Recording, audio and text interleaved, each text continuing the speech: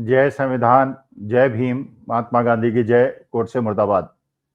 देखिए, जब संकट काल आता है, जब दुख का समय आता है, जब परेशानी का समय आता है, तभी यह पता चलता है कि किस आदमी का व्यक्तित्व कितना मजबूत है और प्रतिकूल परिस्थितियों में भी अपना आपा खोए बिना वो कैसे मजबूती से अपने व्यक्तित्व का न केवल परिचय देता है, बल्कि पूरे देश को, समाज को और अपने परिवार को एक संकेत देता है कि वो कितना दृढ़ प्रतिज्ञ व्यक्ति है और कितनी मजबूत उसकी पर्सनैलिटी है कि वो मुसीबत के समय हिम्मत नहीं हारता और मुकाबला करता है।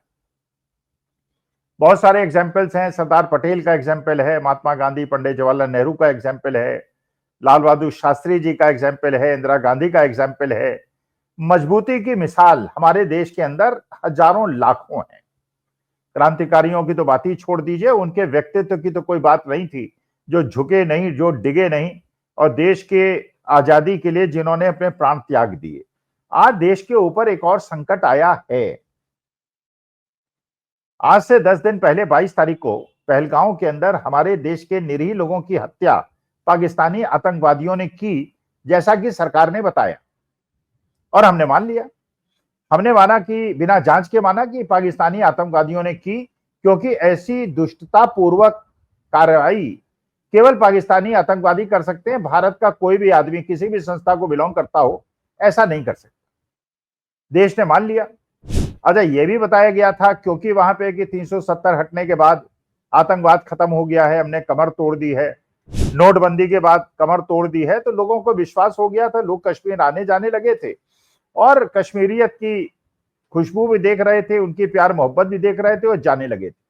लेकिन दुष्टों को शायद ये पसंद नहीं आया और उन्होंने घात लगाकर हमारे निरीह लोगों की हत्या की। लेकिन ऐसे दुख के समय में, संकट के समय में दो व्यक्तित्वों की तुलना कीजिए और आपको पता चलेगा कि ये दो व्यक्तित्व हैं जो बिल्कुल एक दूसरे के विपरीत। लाखों करोड़ों रुपए पूंजीपतियों के खर्च होकर आप अपने व्यक्तित्व को उभार तो सकते हैं, लेकिन जब संकट की घड़ी आती है तो आपका व्यक्तित्व की कलई खुलने लगती है और पता चल जाता है कौन सा आदमी कैसा है और उसकी पर्सनैलिटी क्या है, आप उसकी पर्सनैलिटी ट्रेड्स कैसी हैं और मुसीबत के समय क्या वो आपा खोए बिना अपने पोस्चर को बरकरार रख सकता है और हिम्मत देश को बंधा सकता है।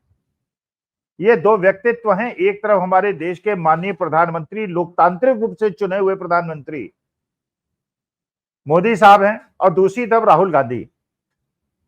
हजारों करोड़ों रुपए खर्च करके राहुल गांधी के पर्सनैलिटी को, उनके व्यक्तित्व को धूमिल करने का प्रयास हुआ और उसके पीछे आरएसएस की फौज थी, अन्ना हजारे की फौज थी, आंदोलन था, रामदेव थे, 2G, 3G, कॉमनवेल्थ, CWG, पता नहीं क्या क्या उन लोगों ने आरोप लगाए थे, निरर्थक आरोप लगाए थे और एक के बाद एक सारे आरोप गलत सिद्ध हुए। अब ये नया केस CWG का पता चला कि सुलेश कलमाडी ने कोई गलत काम नहीं किया था, केवल उनको एक संयोजित रूप से, एक संगठित रूप से उनको बदनाम किया गया, लेकिन उनका राजनीतिक जीवन खत्म हो गया। इस पहलगांव की घटना के बाद ये आशा की जा रही थी कि हमें एक मजबूत व्यक्तित्व वाले नरेंद्र मोदी, दामोदर दास मोदी दिखाई पड़ेंगे, लेकिन वो जब अपनी सऊदी अरेबिया की यात्रा छोड़ के वापस आए, थोड़ी बहुत उन्होंने मीटिंग्स की और उसके बाद वो चले गए बिहार चुनाव में। हम लोगों को थोड़ी परेशानी हुई जब हमने देखा मोदी जी को घटना के 2 दिन के बाद नीतीश कुमार से हंसते खिलखिलाते आपस में मजाक करते हुए, हमारे दिल को चोट पहुंची। उसके बाद वो फिर आए दिल्ली, उन्होंने वहां पे एक हाई लेवल मीटिंग बुलाई, सारे सेना प्रमुखों को बुलाया, अपने एडवाइजर को बुलाया, अमित शाह साहब को बुलाया, राजनाथ सिंह जी को बुलाया और उसके बाद उन्होंने सारी की सारी रिस्पॉन्सिबिलिटी डिफेंस फोर्सेज पे डाल दी, सौंप दी और खुद वो भ्रमण पे निकल गए।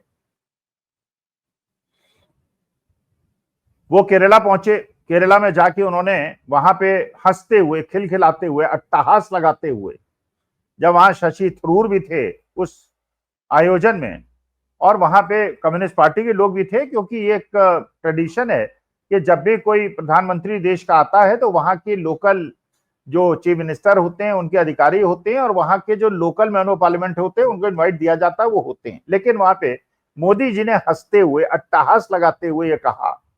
आज कई लोगों के सीने पे सांप लौट रहे होंगे जब वो शशि थरूर साहब को यहाँ बैठा हुआ देखेंगे। अरे शशि थरूर साहब कहाँ जाएं, कहीं कहाँ जाएं, कहाँ न जाएं, इससे हमें कोई लेना देना नहीं। हमको तो केवल लेना देना यह है, माननीय मोदी जी, इस समय आपकी हंसी हमारे सीने को बीध रही है। हमें कष्ट हो रहा है कि जब पूरा देश गमगीन है और उन लोगों की आंखें भी नम हैं जिनके परिवार के लोग नहीं गए हैं, क्योंकि जिस प्रकार से उन्होंने गुंडागर्दी देखी है, दहशतगर्दी देखी है और टेररिस्ट अटैक देखा है, उस समय आपकी हंसी और मुस्कुराहट हमें परेशान करती। उसके बाद एक एंटरटेनमेंट समिट में मोदी जी मुंबई गए और वहां पर बड़े सभागार में शायद ही मुंबई का कोई बड़ा कलाकार हो जो उसमें मौजूद नहीं था। सलमान खान, आमिर खान, आलिया भट्ट, बड़े बड़े डायरेक्टर, प्रोड्यूसर, फिल्म कलाकार सब हाजिरी लगा रहे थे वहां पे कि जिससे माननीय मोदी जी कहीं उनके एब्सेंस को उनके खिलाफ न ले लें और किसी के घर में ईडी सीबीआई की रेड ना हो जाए। वो तालियां बजा रहे थे और मोदी जी वहां 5 घंटे रहे। वहां मुकेश अंबानी साहब भी थे, अनंत अंबानी साहब भी थे, नाच गाने का कार्यक्रम हुआ। एक व्यक्तित्व ये है, जब देश के अंदर आपत्ति की, एक विपत्ति की घड़ी हो, उस समय क्या ये एंटरटेनमेंट समिट को पोस्टपोन नहीं किया जा सकता था? क्या वहां नाच के प्रोग्राम को नहीं रोका जा सकता था? या वहां तालियां नहीं बजाई जाने के बजाय वहां 2 मिनट का शोक नहीं होना चाहिए था? और इस प्रकार का एंटरटेनमेंट वीक ज्यादा इंपॉर्टेंट था कि उन परिवारों के आंसू पोंछना ज्यादा आवश्यक था जिन्होंने अपने परिवारजनों को और कमाई करने वाले घर के एक मात्र सदस्य को खोया था। माननीय मोदी जी कानपुर नहीं गए, शुभम द्विवेदी के यहां जिनके हत्या हुई, शहादत हुई, उनके परिवार रोते बिलखते परिवार को देखने नहीं गए, सांत्वना बताने नहीं गए। हरियाणा की वो बिटिया जिसने 5 दिन के अंदर अपने दाम्पत्य जीवन और उसकी सुहाग उजड़ गया, उससे मिलने नहीं गए और वो जाके एंटरटेनमेंट समिट में पार्टिसिपेट कर रहे हैं। और केरला जाके इस बात से बड़े प्रसन्न हैं कि शशि थरूर वहां बैठे हैं और इससे कई लोगों के दिल पे सांप लौट रहे होंगे, इससे प्रसन्न है। राहुल गांधी शुभम द्विवेदी के यहां गए। शुभम द्विवेदी के परिवार जनों ने खुलेआम कहा, और ये वीडियो आप लोगों ने देखा होगा, जिसमें शुभम द्विवेदी की पत्नी ये कह रही हैं, अगर इस समय इंदिरा जी जीवित होती तो ये न होता, हमें अनाथ छोड़ दिया गया। शुभम द्विवेदी के पिता भी यही रोते रोते कह रहे हैं और राहुल गांधी उन्हें सांत्वना बंधा रहे हैं, जबकि वो लीडर पोजीशन है, उनके पास कोई ताकत नहीं है। वो कह रहे हैं कि हम शहीदों का दर्जा दिलवाएंगे, क्योंकि कम से कम जो बेचारा शुभम द्विवेदी जिसकी मौत हो गई वो तो चला गया, परिवार किस प्रकार से टूट गया है, उसे कम से कम देश को सम्मान तो देना चाहिए और उसको वो मिलना चाहिए जो कि लोगों की अकर्मण्यता और नकारेपन की वजह से जान गई।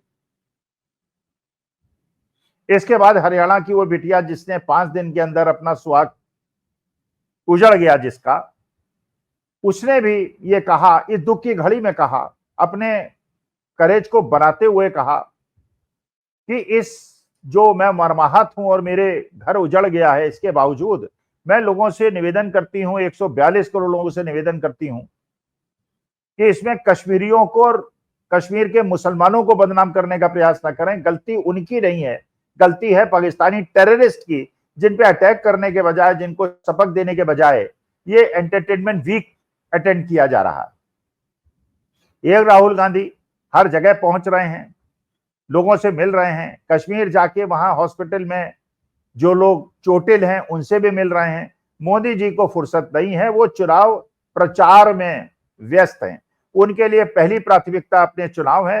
लेकिन मोदी जी कृपा करके नोट कीजिए, इस देश के लोग बड़े बुद्धिमान हैं, एक एक चीज को ऑब्जर्व करते हैं, वो आपकी एक एक एक्शन को भी ऑब्जर्व कर रहे हैं, वो राहुल गांधी के भी एक्शन को ऑब्जर्व कर रहे हैं। और जो इस प्रकार का बचपना, आप माननीय प्रधानमंत्री हैं, मैं आपके लिए बचपना ही शब्द यूज करूंगा जो आप कर रहे हैं। और ये आपकी हंसी, ये आपका अट्टहास देश को बहुत खराब लग रहा है। बड़े बड़े लोग आए, बड़े पॉपुलर थे और उनकी पॉपुलैरिटी जीरो चली गई। इंदिरा जी की भी पॉपुलैरिटी बहुत ज्यादा थी 71 में जब उन्होंने बांग्लादेश तोड़ा था, लेकिन 77 में चुनाव बुरी तरह से हारी थी। इसलिए पॉपुलैरिटी पे गुमान में न रहिए।